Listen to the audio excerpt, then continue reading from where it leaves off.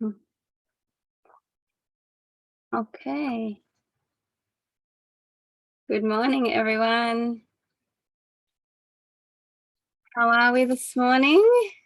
I just wanted to check that, firstly, you guys can hear me because I have had shocking luck with my audio lately. So just give me a second to work out if my audio is working, and then we'll begin. Yep. Okay. So we hope you've enjoyed our wellness week so far. You would have noticed that we've had some incredible guest speakers, our sons, Leon and Jet, and also my amazing husband, Clinton, who, hi Carly, who has, been sharing a lot more about his journey and the perspective of male health and men's emotional health and well-being. So today I want to tell a little story about a certain element, or I guess a life lesson that I've learned, and I've taken that on board, and it's really given me the skills to be able to see the people in my life, or the strangers around me, or the situations around me with more clarity with regards to who's actually there for me and who would prefer to see me not fail, but to make life a little bit more difficult on the journey to being my best self.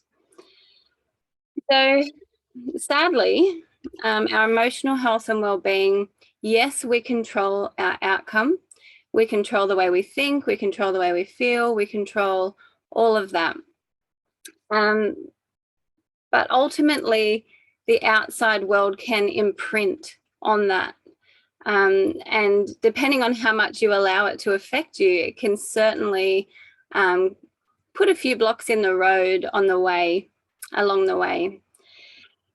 Now, the way that I recognize these people has never changed from the second that I was taught this. And it's a tool that I don't use to then turn around and attack other people or to say, I know what you're trying to do.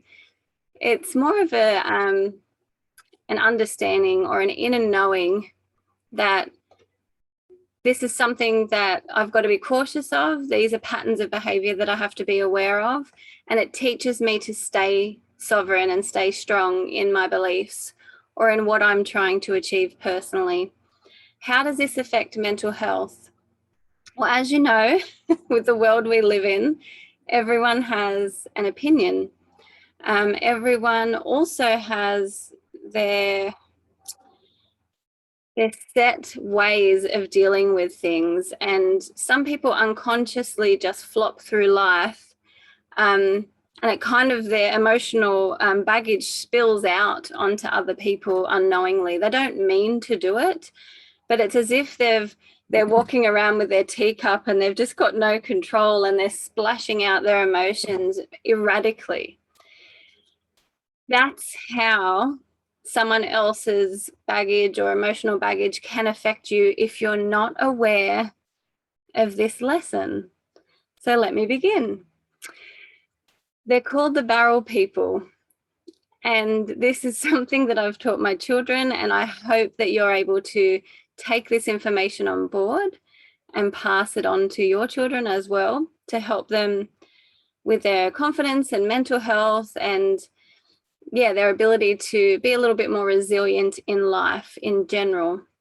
The barrel people. So imagine that you're inside a barrel, and inside that barrel is your whole world. And you've developed relationships and friendships, acquaintances, all based upon who you are in that environment. But one day you decide, hey, do you know what?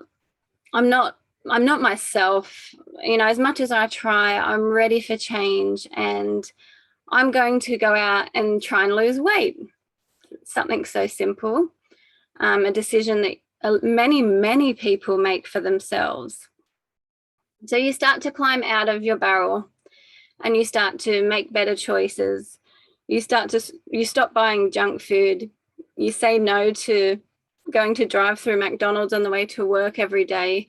You start to make progress out of your norm in the barrel and climbing up the side of the barrel to peek your head out to a new world. And that new world is your own empowerment and your own personal growth. But the people in the barrel have you by the ankles and they're pulling you down, basically screaming, please don't change.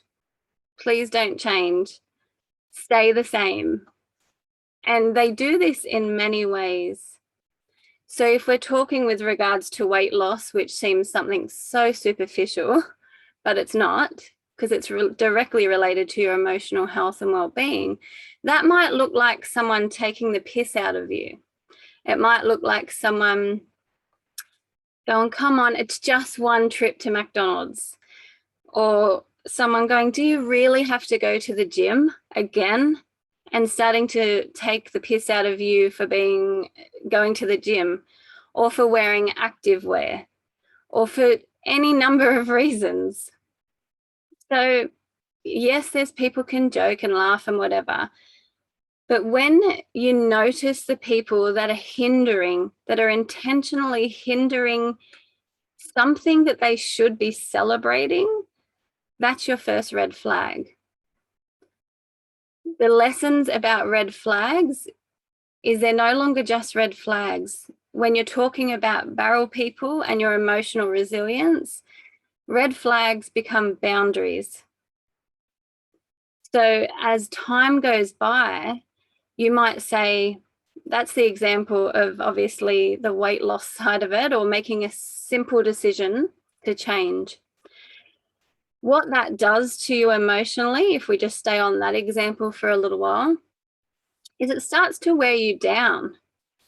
You feel belittled, mocked, made, silly for wanting something different. You start to doubt yourself, your self-doubt increases, and you start to think, oh, holy shit, maybe this is not for me. And you sneak back into and climb back down into the comfort of the barrel where nothing changes and everyone's the same. Within that barrel, if you're not careful, the environment around you, each person in it begins to justify everyone's own shitty behavior. So you'll find that people will justify their inability to go to the gym the same way that person will justify it. They'll justify the fact that they're not healthy or foodies or greenies or weird hippie healthy people because that person and that person aren't either. So you begin to notice this common theme that runs through. And if you're not allowed and you're not supported to start climbing out of that barrel into a new world or into personal growth, and you're met with constant resistance and mocked and belittled and made fun of, that is where you need to decide if these people that you're surrounding yourself with, if their opinion, if you value their opinion. And if you don't, you need to keep climbing out of that barrel towards your best self, because the rest of your life is waiting out there. Trust me. So I've used the weight loss example, and now I'll use personal development in general. So when you start using essential oils, or you start focusing on your emotions and your emotional well-being, you tend to want to have deeper conversations with people. You tend to get irritated and frustrated just by surface level shit like gossip and just mundane, everyday observations around life and insignificant things, because you're craving connection and you're craving depth in people, and you're feeling confident enough to start to be vulnerable, like you saw our boys sharing earlier in the week about how they're using their essential oils and what it's taken them to get to that point. But what happens when you're craving that next level connection and you're in the barrel with people who are used to you being the joker, the clown, all of the different things that you're used to being, that your character is, that you're comfortable in that barrel of life, in that environment? What happens when you start to crave deeper connection? You might start to try and open new topics of conversation. You might withdraw from things socially that you'd normally go to because you say, I don't feel comfortable, or I just want to have time to myself. You might start saying, do you know what? I actually have anxiety and that situation just makes me feel uncomfortable and I really don't want to participate in it. So you're confiding in your friends or in your co-workers or in that barrel of life. And what are you met with? Generally, if you're around barrel people, you'll be met with resistance. You'll be met with people diluting what you've just told them and making light of a very vulnerable state that you're in. You'll meet people, they might start to say, who cares, just get over it, come on, and they're forcing you to do the very things that you've said you're not comfortable doing. As you're trying to climb out of that barrel and go and seek new opportunities, you might be using essential oils more. So you'll go to a class or you'll start to go to yoga and you'll start to go and see a therapist and you'll start to do all of these things to improve your life as you're climbing out of that barrel and that story. But what do the people who don't want to change do? They've got you by the feet, they're pulling you down, and they're making it difficult for you to become your best self. So there's two examples of the barrel story that I talk to myself constantly about over the last 10 years, but mainly I talk to my boys, because when you're in an interaction with someone that's your friend or someone that you're close with, a family member, you should be able to be not okay. You should be able to lose control and let it all out and be vulnerable. And that person, you would hope, or those people would eventually sit with you and help you through. And if you're lucky, like we're lucky, we have so many people around us that we feel safe to do that with. But in terms of your confidence and your mental health, if you're around people that are constantly providing resistance and putting blocks in the way and making your promise to yourself to grow, your promise to yourself to start eating better, your promise to yourself to start detoxifying your home, to stop being so dependent on pharmaceutical medication. If you're around people that mock your growth and mock your dedication to becoming a better person, it's time to recognize that they might be part of the problem. And so with love and respect, you can navigate those waters. You can say to those people, look, I know this might make you uncomfortable that I'm starting to do all these weird, strange things. Would you love to participate in it with me? It might be a sibling, it might be a parent that you're getting resistance from. It might be your children that you're getting resistance from, or your husband or your wife or your partner. Resistance, those people in the barrel, it doesn't mean you're better than them. It just means that you're the person at that one point in time that's deciding to change and trying to climb in to the next level of yourself. It doesn't mean you're better than those people. It just means that you might be the very first one to give that a try at that particular time. So you can have conversations with them. And these are the conversations that create beautiful friendships and beautiful relationships. They're the conversations that say, you know, I'm uncomfortable too. This is all brand new to me. I know I've just started using these weird hippie oils, but they friggin' work and they're helping me. They're helping me in this way and that way.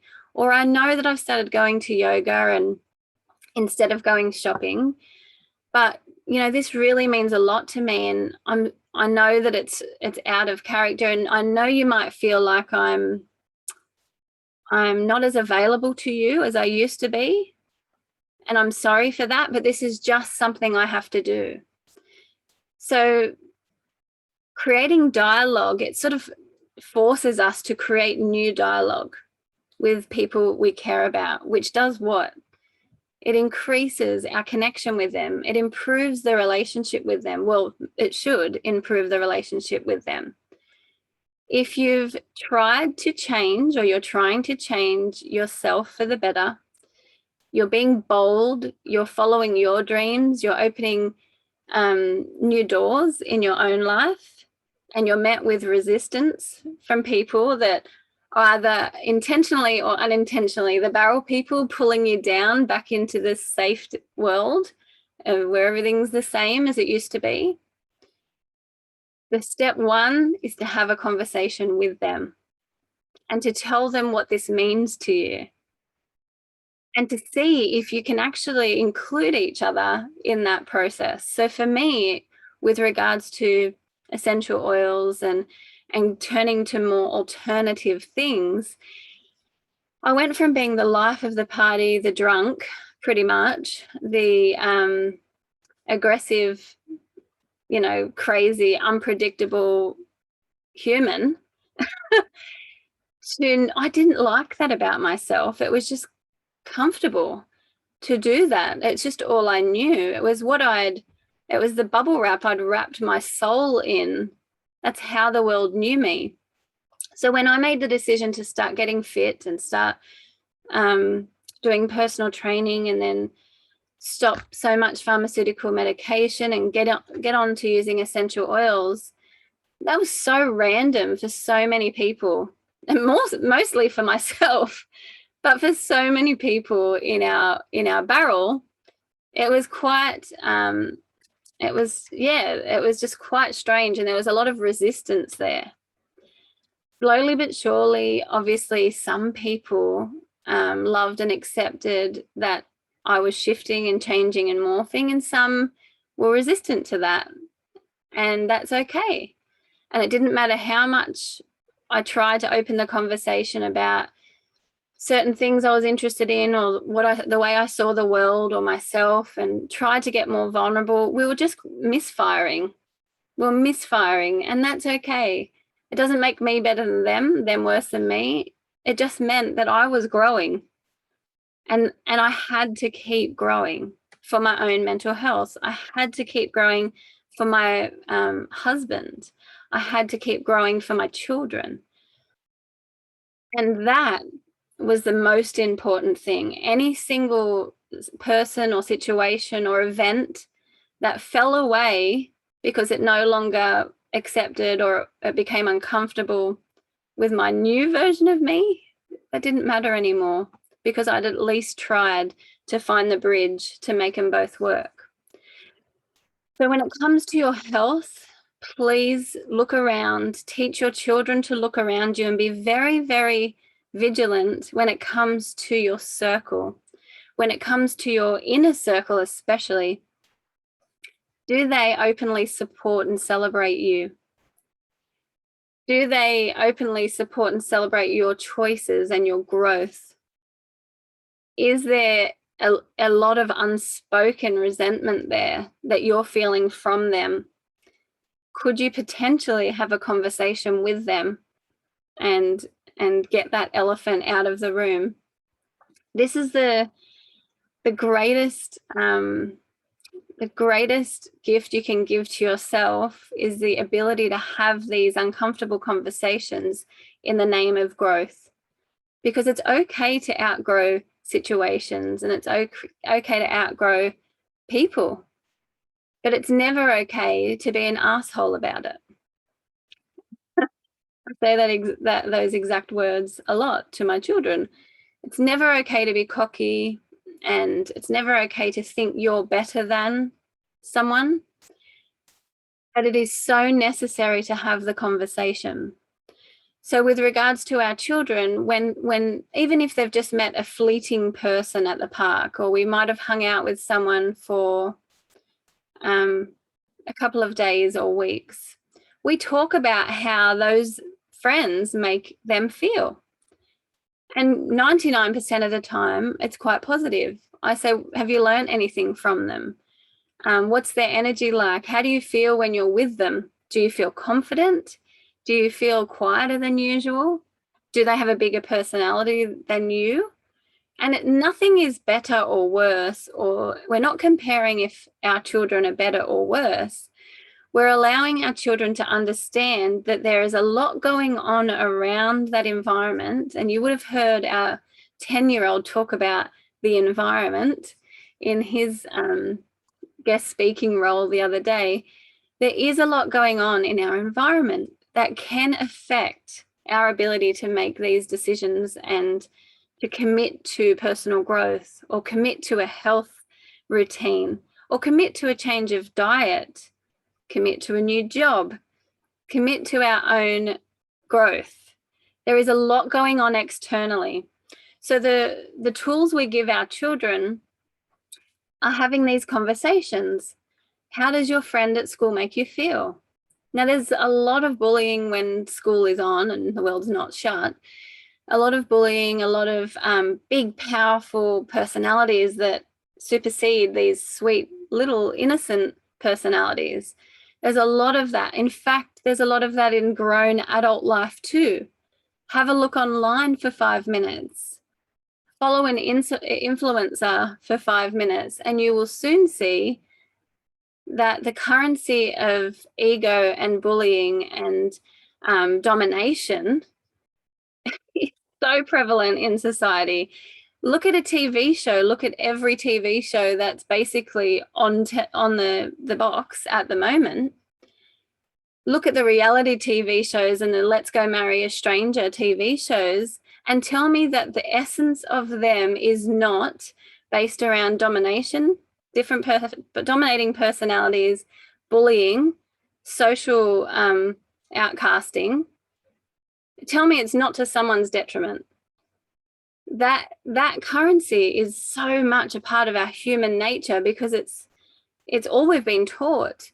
It's what's been advertised to us. It's what's been pushed onto us for generations, that somehow we can't have a difference of opinion, or we can't be different and not respect each other. We have to tear each other down.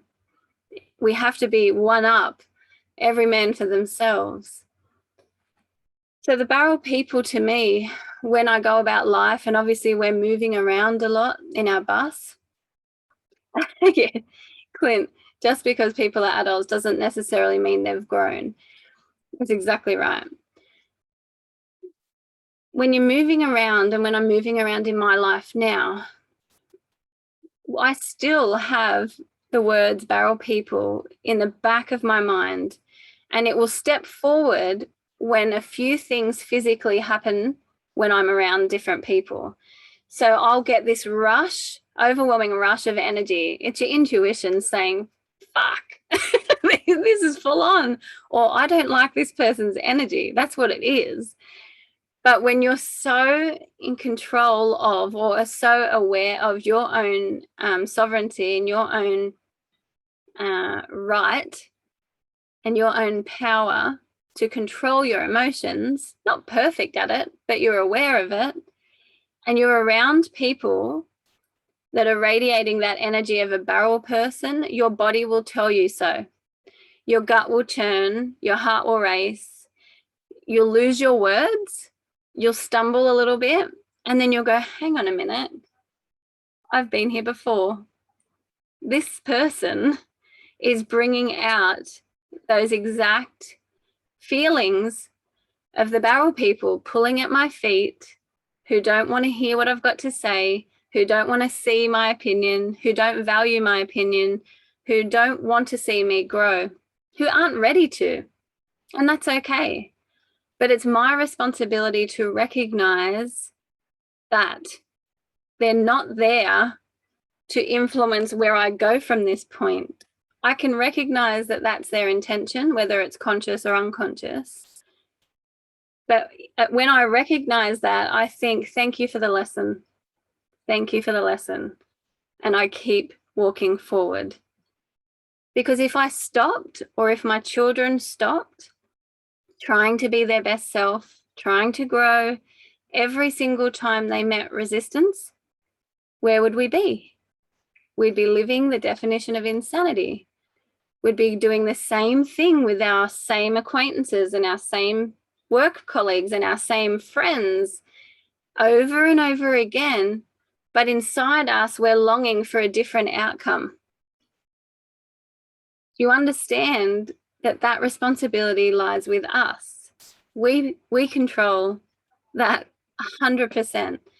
So when you recognize the barrel people, and I will always keep using that word, because I know that if you understand the essence of what that represents, you'll be able to recognize it faster when it's happening. Even if you walk away from a situation or a conversation, it might dawn on you a little bit faster the next time. But you will feel it in every fiber of your being. And you thank those people. You don't have to say it out loud, because that would make you a sarcastic little turd. But you thank those people for the lesson. You thank them mostly for the reminder that you will refuse to let anyone else's opinion affect who you are and what you're trying to achieve. So for our teenager, I often say, and don't get me wrong, this happens on the flip side as well. I could be someone else's barrel person. Does that make sense? So I could be that barrel person in that story for someone else as well. I could be the person grabbing onto someone's ankles saying, please don't change, and I'm not aware of it. I'm not aware that I'm even hindering their growth. But that is why it's so important to have the conversation, to bridge that gap, and to actually build relationships on a solid foundation of truth and a solid foundation of, fuck, this conversation is horrendous, it's heartbreaking, but I need to know. Because if I go through life unconsciously just flopping through, and like I said before, spilling my venom and my cup of tea all over every single person around me, and no one calls me on it, how will I ever know? How will I ever grow? So it's so Carly, I love you too. Clint just wrote, the barrel people will see you have too much power, and they're usually the ones trying to take it from you. Exactly. But it's really, really important to remember that it's all relevant and relative to what's happening in their world too. And it can work both ways, but the bridge back to each other is always a conversation. Now, there's people in my life that haven't spoken to me for years, and that's okay, because they know that there's love there. And I will not force, that old saying, never force a fart because you'll shit yourself. That is exactly how I am in that situation. I made it known that there's love there, and I'm here and I will hold space, but I don't force situations either.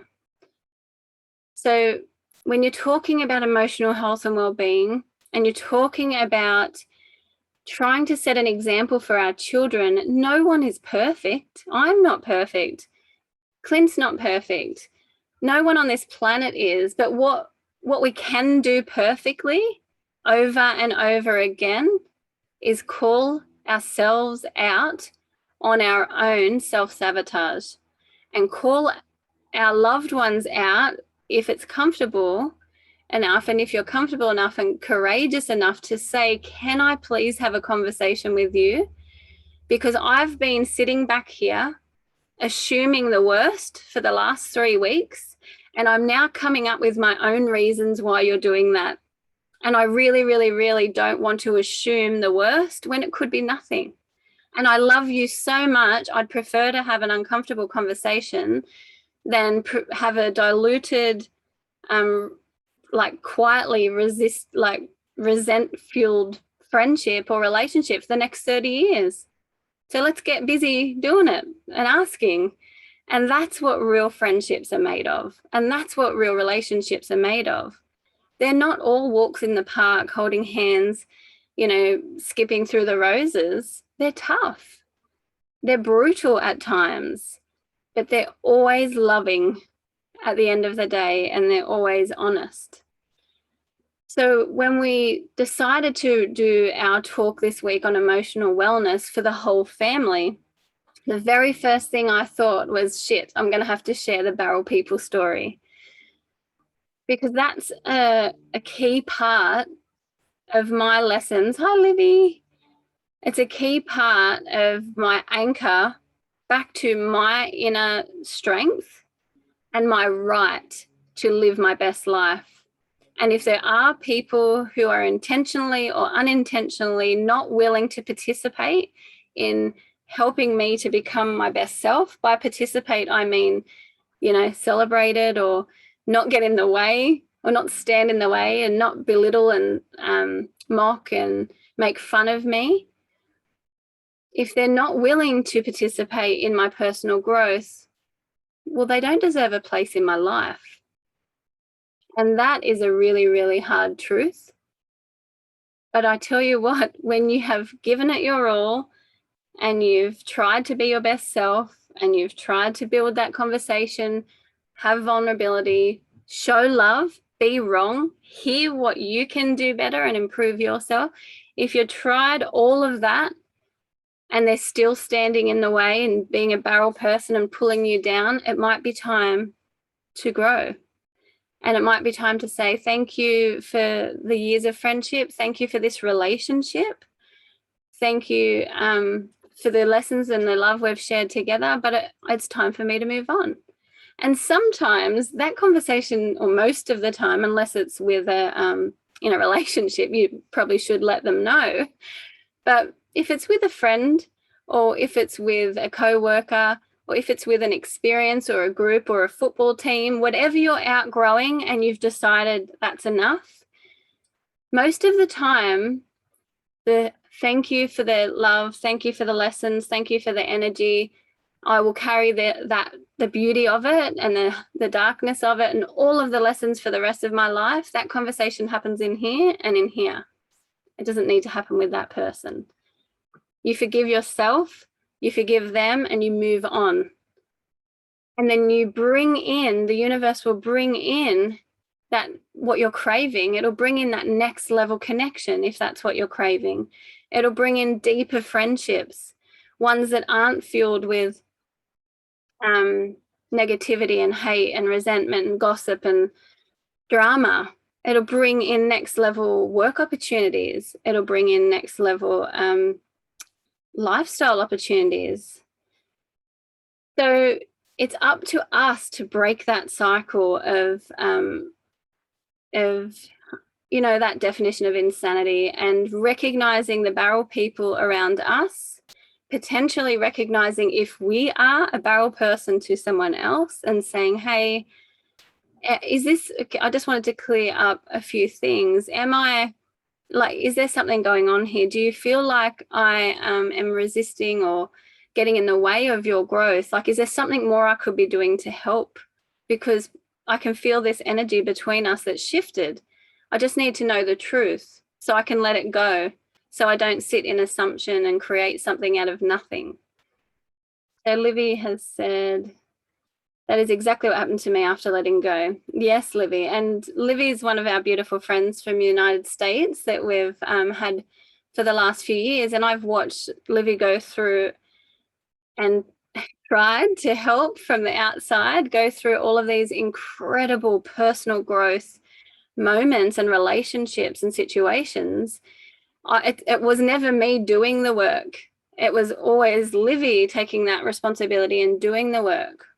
But when you can be vulnerable, and Livy is number one, strength, vulnerability.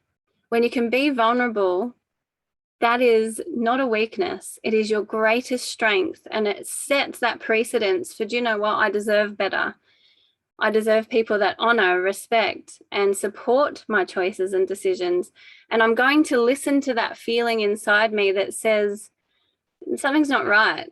At every turn, this person is trying to mock me or sabotage me or stand in my way. And if it's not feeling right and you don't recognize those signs, you are signing up for another cycle of that lesson. And I've been guilty of that time and time again. Every person on earth is. But your self-accountability is what sets you free. So Clint has written here, especially in an online event world, you see the people who are never present to celebrate a victory, but always willing to contribute 2 cents to oppose something you're doing and saying. They are your barrel people. Yes. I like to call those people the lurkers. They hide in the shadows of your life. And just when you are creating progress into next level truth and passion and purpose on the planet, they go, oh, well, I think, rah, rah, and you're like, holy shit, I forgot you were there. Because they lurk in the background or deep dark in that barrel, and by God, your growth will trigger them, and your passion will trigger them, and your truth will trigger them, just like other people trigger you. Triggers are our greatest teachers. So I thank those people too. In fact, it's the lurkers that give me all my drive and all my confidence, because like without them, without that reminder of I don't even know the right word. So just how much power they must assume they've got over me, it makes me laugh, because I think, no, like I've been through too much in my life to really, if it's just negativity and there's no actual vulnerability and no communication, it's not worth my time. But I thank them. The lurkers are like, yeah, they're like gold to me. Bell, they're just sitting and waiting. I picture them like like this. But we'll send them love too, right? Because without them, it doesn't give me that next level fuel to go, fuck it. You think that's overbearing, or that's strong, or that's opinionated. Well, let's have a look at the next level that I can go to, because clearly the world needs it, and clearly people appreciate it. So for every 50 people that go, keep talking, I really need your support, I like your opinion, you've got one lurker. Who are you going to give your attention to? Who are you going to focus on? So let's look at that in terms of a schoolyard. For every 10 friends, you got one asshole bully that can override and overshadow those 10 awesome friends. If you keep focusing on this bully over here and that big ego over here trying to tear you down, you're never going to be able to appreciate those 5 awesome friends. And they're the conversations that I have with our sons. I say, what do you like if they're frustrated and upset, and I say, let's chat it out. Where do you fit in your friends group, in that barrel? Are you a barrel person? Are you grabbing the feet and constantly mocking and being sarcastic and being a shit friend and not hearing your other friends? Or are you trying to climb out of the barrel? It is relative to different phases of your life. Sometimes you're in the barrel and you're ready to climb and you're half out the ladder. Other times you're in the barrel for a long time until you're ready to climb. It's just life. Life is the barrel. But every time you're climbing up that ladder and someone's got you by the feet, have the courage to have a conversation with that person. Trust me when I say, the faster you face what's not said, the faster you will grow and move on. It is that simple. The faster you can step away and say, thank you for the lessons, thank you for the love, but I will not tolerate that in my life. I wish you well, good luck. And then you can move on, because life is short and fleeting. And instead of focusing on all the things we don't want in our life, imagine if we turned and focused on all the awesome stuff and the awesome people that we do want in our life.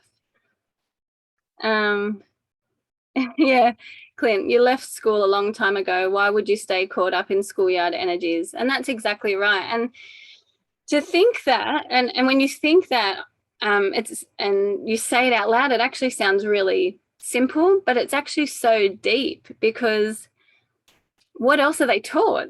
What else are we taught at school other than that mentality? That's the culture of school. The culture of school goes to the culture of university. Same thing. It's the law of the jungle. Biggest personality wins. Usually biggest asshole trumps everyone, and you always, and I used to say to Billy, my younger brother, a lot, don't go and fight and lock horns with and bother with the grade A egos. Go and find the substance. Go to that next level and look around you and see who really celebrates you and who has your back and who wants to grow with you, who is not threatened by your presence. I used to say to Clint, and he'll remember a lot about this, but I used to say I used to get to the point where I felt like my very presence triggered people. And that is not from a place of ego. I felt, in fact, it was the one thing that fueled my anxiety the most. Because when I'd walk into a room or an event or whatever, I felt like this, like people are thinking, shit, this person's going to want to talk to me about random stuff. She's going to want to talk to me and have deep, meaningful conversations, or I don't know who this person is anymore because she's changing. I felt that energy, and the first part of that personal growth was I bought back in and I climbed back down that ladder and I gave them exactly what they wanted, the crazy, pissed, drunk, outrageous, rah-rah. But then one day I was sitting around a table, and I'll never forget this lesson. And I'd gone to a dinner and I decided I hadn't been actually drinking for a couple of weeks because I had a bad candida infection. I'd done a lot of gut health work with one of our amazing leaders, Debbie. And I thought, you know what? No, I'm going to go to this dinner. I'm going to have a great time, but I'm not going to overindulge on alcohol. I'll have one or two and I'll drive home. Well, did I see some barrel people? Because I wasn't giving them. And it's not their fault because I had taught them that's who I was for 10 years. I wasn't giving them the Rachel that they desired. I wasn't living up to that expectation. And one sentence shifted me and scooted me up that ladder as fast as I could climb. And it was, come on, Rachel. I need you to get drunk like you usually do. You got to get pissed and have fun like the rest of us. And my jaw, if it was a cartoon, nearly hit the floor because I was like, fuck, they're right. Like, that is so right. That's exactly what I'd usually do. But their need for me to get drunk and get pissed like the rest of them was the biggest truth ever. And in fact, it defines a barrel situation. It defined it. And I said, I can be just as much fun, probably more fun, without it too. But I had never shown anyone that. I had never been that person. So how were they ever to know? So from that point on, I was confident and dedicated to changing and being accountable to my own behavior. And I started to look at my own behavior in social situations. I started to assess whether the people were connecting with me and the real me, or whether they were connecting to the image and the mask that I'd worn for 10, 20 years. I wanted to know because I had the power to change that. I wanted to see if our friendship could withstand no alcohol. How many people on the planet could say that their friendships that they've got and their relationships that they've got would withstand, would stay strong and firm and not be rattled if you took alcohol out of the equation? Like, was the most terrifying thought. Now, I love a good drop of red. Everyone knows that. This is not a banishment of bad-mouthing people that love a good drop of red, or any alcohol for that matter. My point is, I knew for a fact, and it scared the shit out of me, that was all a lot of the people or a lot of friendships I'd allowed into my life was based upon. And it was the saddest truth of all. So that's a story that I didn't anticipate sharing, but I felt like sharing, because it was about me not lashing out and saying, rah, and like, because I'd also had to do a lot of growth around anger. But it was me going, wow, this person has just hit me and slapped me fair across the face with the biggest truth. So emotions are ever evolving, and emotional health, the emotional health journey never stops. And sometimes you're in the barrel and it's painful. I think, in fact, majority of humans, we're in a big, great fucking locked barrel right now. But sometimes you're in the barrel and the people in the barrel are so familiar that one little thread can rattle the whole cage. You wanting to change what gym you go to, you wanting to no longer drink for a couple of weeks, you wanting to go on a diet, and it can rattle and shift the dynamic of the whole barrel. And holy shit, if you don't have good conversations, good communication and courage and vulnerability, you're going to be growing. You're all going to be growing and learning, or at least the person trying to climb and grow will be learning very quickly their own accountability and how much they're going to let the opinions of others stop their growth and stop them from achieving their desired life. So every single thing we do say, but mostly every single thing we don't say, affects your mental health and it affects your emotional health. And admitting that to yourself is so important. So I hope that you are able to, we can revisit this conversation and revisit, or even if you have a barrel people story and you wish to remain anonymous, please share it with me. But even if you have a barrel people story evolution, a win, one where you climb back down that ladder and you have a really hard conversation with a friend and it evolves you both to a deeper, more beautiful connection, share it, celebrate it, because that is one of the toughest things in life to learn and the toughest things to own. But when you start to understand that you're aware of your surroundings, you're aware of your barrel, that you're aware of your sovereignty and of your power to allow things to affect you. But when you're in the presence of a barrel person and the hair goes up on your arms, your tummy churns, you might stumble on your words, please, for the love of God, acknowledge that moment, because you are growing and it is the greatest gift you can give yourself. Open the dialogue with your children. You don't have to call them barrel people. You could say you're climbing out of a pool of glitter and a fairy grabs you on the ankle.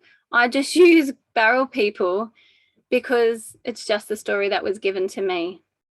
But create dialogue with your children to talk about what's hard, to talk about what's not working, to talk about if they're being a barrel person, or if they're being the negative person, or pulling threads and triggering people in their life intentionally or unintentionally.